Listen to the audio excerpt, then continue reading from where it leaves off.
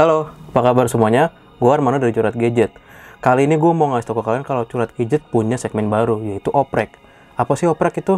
Jadi di segmen ini gue bakal ngejelasin tentang custom ROM, routing, dan lain-lain. Tentunya yang bakal ngedukung dunia peroprekan kalian.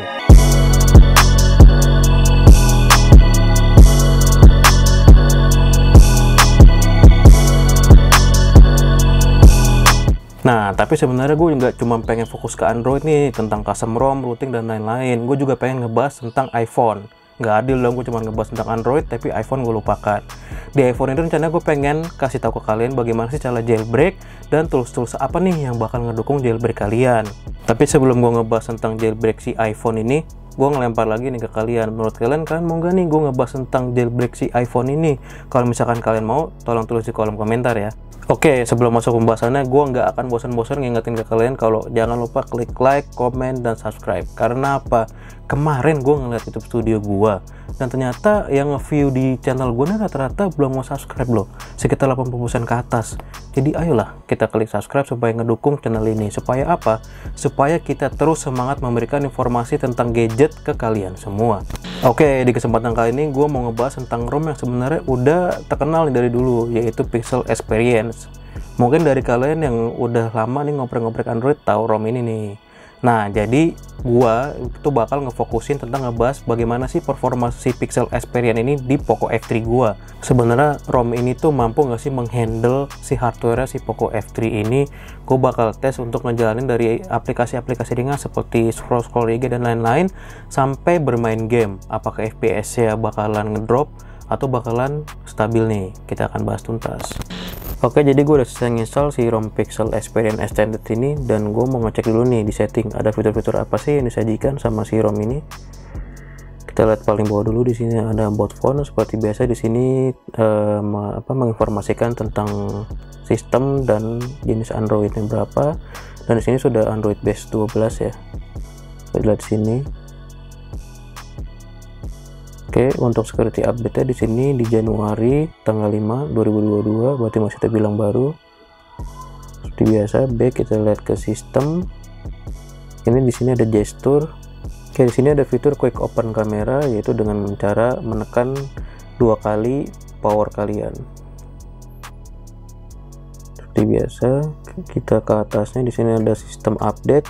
Tapi gue ingetin ke kalian kalau misalkan kalian menginstal custom ROM seperti ini, jangan pernah update via OTA seperti ini, karena akan membahayakan smartphone kalian. Bisa terjadi bootloop atau break, atau biasanya sih si custom ROM ini akan menolak kalian jika kalian ingin mengupdate OTA. Oke, dari saya biasa ada daytime seperti biasa ya. Di sini kita tidak melihat fitur-fitur yang ditongolkan sekali. Oke, kita lihat security di sini.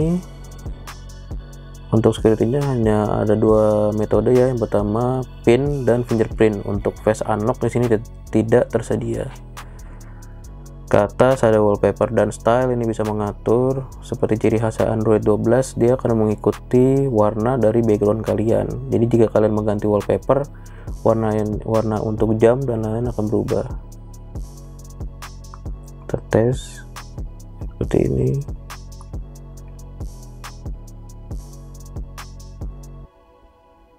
Home and lock screen. Nanti dia akan otomatis berubah zaman di sini.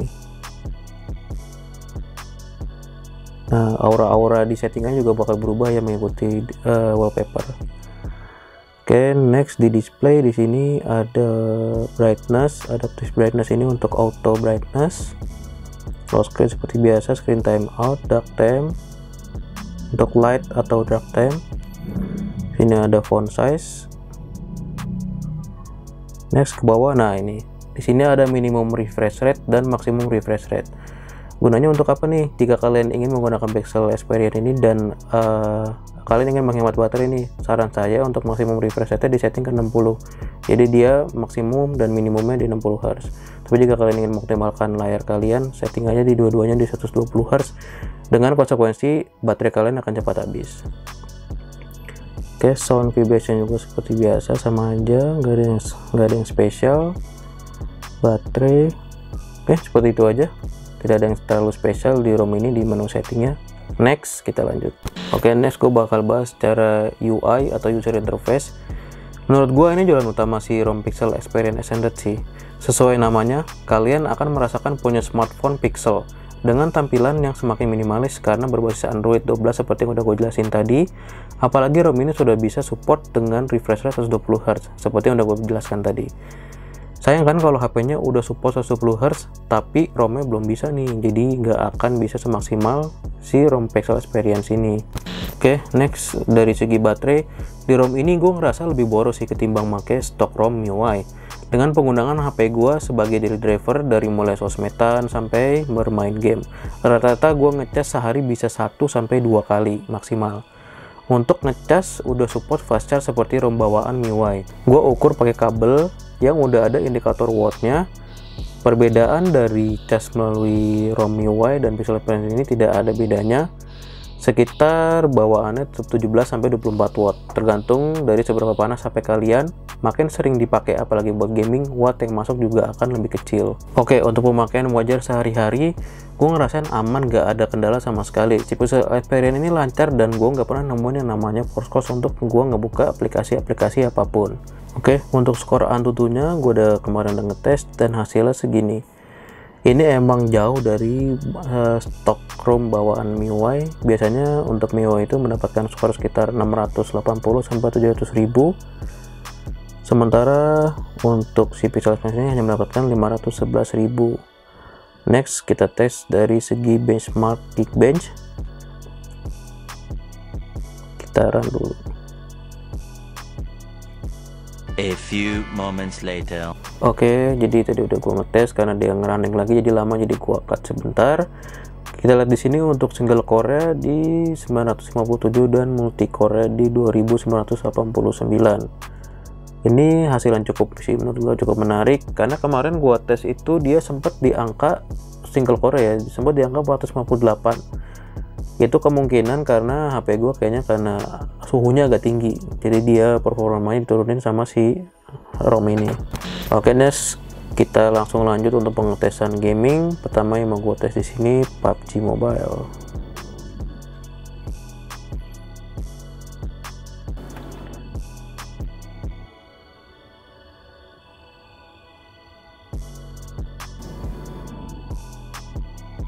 Kurang terang ya,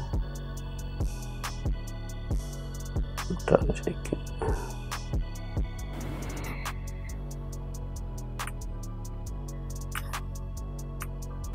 Oke, kita coba cek untuk settingannya. Kita masuk ke setting, kita cek untuk grafik. Di sini gue memakai settingan HDR Extreme ya. Untuk Ultra HD nya bisa, cuman hanya untuk frame rate dia mentok di Ultra. Kita jadi settingnya di HDR Extreme saja. Oke, kita apply dan kita start. Oke, setelah kita lakukan pengetesan sekitar 15 menitan untuk bermain game PUBG, kita mendapatkan rata-rata FPS di sekitar 58-60 FPS di settingan HDR Extreme. Kita bisa lihat dari grafik berikut, dia sempat ngedrop di sekitaran menit ke-12. Ini scene dimana ketika gua dan teman-teman masuk ke dalam mobil dan kita jalan-jalan. Di sini dia sempat ngedrop ke sekitar 44 FPS-an. Tapi selebihnya lancar. Oke, next kita akan coba game yang paling berat sejagat raya, yaitu Genshin Impact.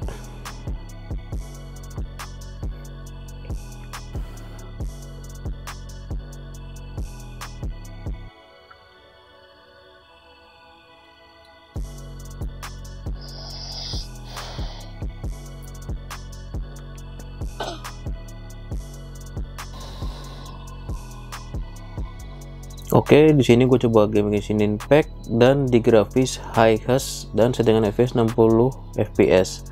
Hasilnya scene jalan-jalan biasa sih gue dapetin sekitar 40 FPS-an ya. Sementara kalau pas battle gue bisa mencapai FPS di 35 sampai 38 FPS. Cukup jauh sih performa dari yang gue harapin dari Snapdragon 870.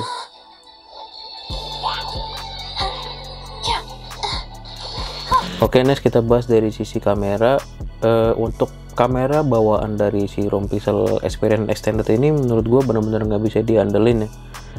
Kalian bisa lihat sendiri, untuk settingannya tuh benar-benar minimalis banget. Cuman ada video kamera seperti ini. Kalau kita klik kamera,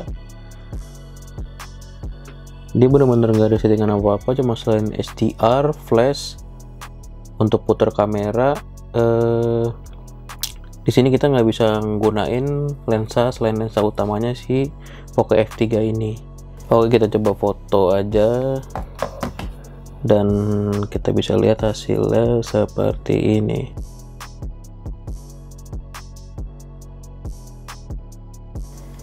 Oke, bentar lagi bakal ada yang komen nih. Bang, coba dong pakai Gcam. Oke, di sini gue juga udah install Google Camera. Saya lihat di sini. Untuk opsinya jadi lebih banyak. Di sini kita bisa menggunakan 3 lensanya untuk lensa wide dan lensa tele. Tapi gue nemuin bug di sini ketika gue nemu pakai lensa yang wide. Bisa kalian lihat sini nih ada border-border hitamnya di sekitar pojokan-pojokan. Dan ketika kita menggunakan lensa tele, di sini gue selalu nemuin gagal fokus. Dia fokus, mungkin kelihatan fokus tapi nggak benar-benar fokus. Kita coba ambil gambar ya. Dia nggak pernah nemu fokus itu. Gue udah coba berkali-kali. Oke, kemungkinan besar sih untuk bugnya yang nggak bisa fokus ini dan di lensa wide-nya ada border seperti ini karena ROM ini tidak optimisasi untuk si Gcam ini. Jadi ini bukan masalah hardware, jadi hanya masalah optimisasi dari ROM ke hardware-nya. Oh ya, untuk yang nanya-nanya nih, Bang, NFC-nya bisa berfungsi apa enggak? Gua udah nyoba tes dan NFC-nya di sini berfungsi ya. Bisa kita lihat sini. Ya, berfungsi ya saldonya ya. Jadi kita bisa ngecek e-money dan lain-lain. Oh iya, gue tadi lupa ngebahas soal tentang versi berapa sih ROM Experience Extended yang gue pakai. Sini bisa terlihat ROM yang gue pakai di sini Pixel Extended versi 2022 bulan 1 tanggal 27, dan di sini bisa dilihat official ya, official build. Oh ya, tadi kan sempat gue singgung kalau misalkan si ROM Google Experience Extended ini nggak ada fitur yang ditongolin ya. Ternyata di bagian setting ini kita bisa menemukan namanya tab Snow Host ya. Jadi kita bisa custom di sini mulai dari status bar, bisa tampilin icon 4G. Di sini bisa untuk customisasi lock screen, mulai dari double tap to sleep. Kita bisa lihat sini fitur-fiturnya, dan di sini untuk sistemnya berikut yang bisa dikustomisasi. Dan yang terakhir dari sisi hardware, kita bisa lihat di sini untuk apa aja nih yang bisa dikustomisasi di ROM Pixel Extended ini. Oke, cukup sekian untuk kustomisasi di ROM Pixel Experience Extended ini.